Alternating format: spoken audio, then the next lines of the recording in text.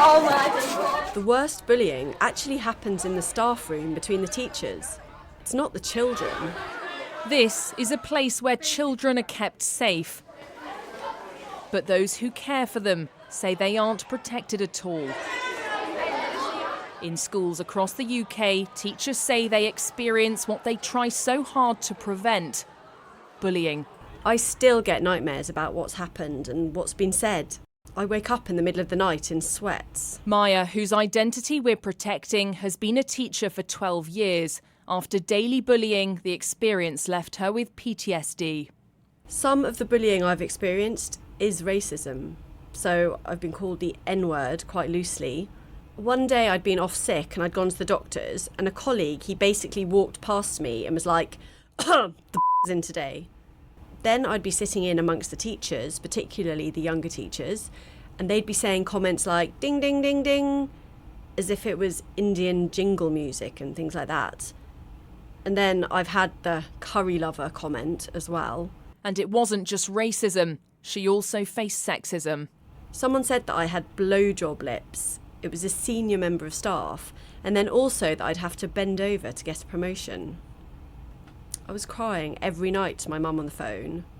I was just in tears every night. And Maya's story is not unique. We've spoken to over 320 teachers who've all come forward alleging they've been bullied in their schools, some over multiple schools. Many, speaking out for the first time, describe a culture inflicting irreparable damage.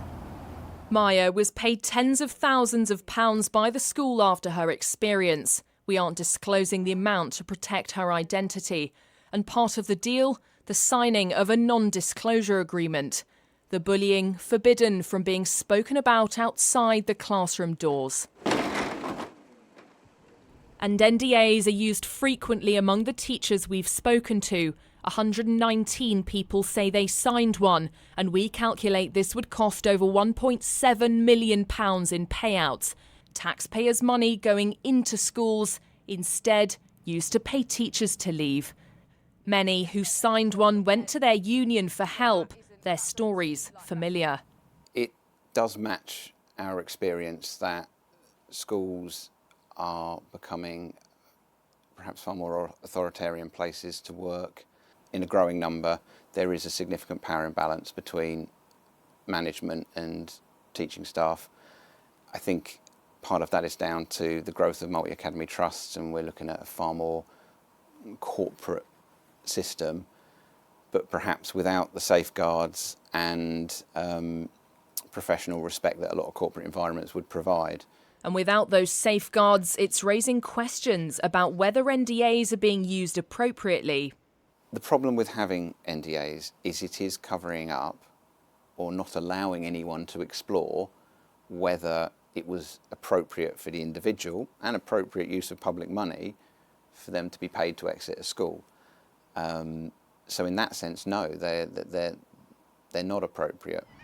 And once signed on the dotted line, the bullying has, on paper, been dealt with. But mentally, the impact remains. Of the teachers spoken to in this investigation, over a third have had serious, credible thoughts or plans to harm themselves. A way to escape their treatment in schools, but not harming themselves enough to end their lives. Over 200 teachers gave written testimony that we could share. Much of what we've been told, though, is too upsetting to broadcast. The bullying made me feel like the constant suicidal thoughts were normal. The school leadership was a reign of terror. I was literally broken. I was shaking, sweating. Their behaviours had left me a crumbling wreck. I would debate leaving my class and ending everything.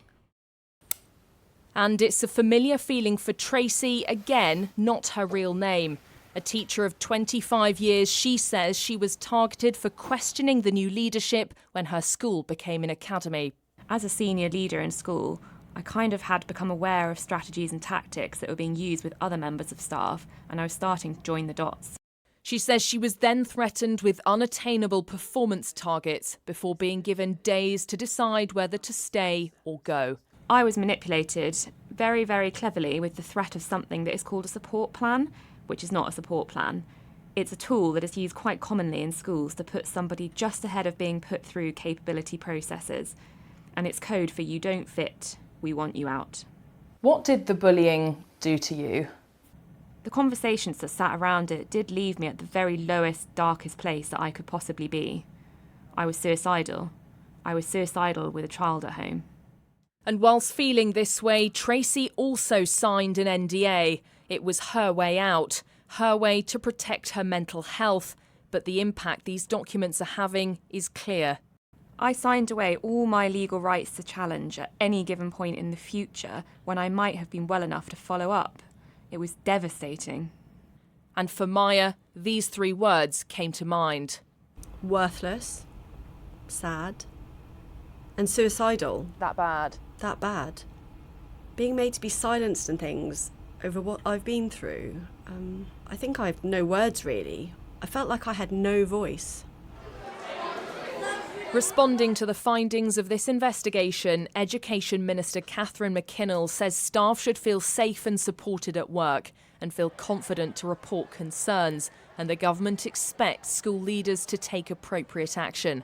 She says their Education Staff Wellbeing Charter invites schools to commit to staff wellbeing.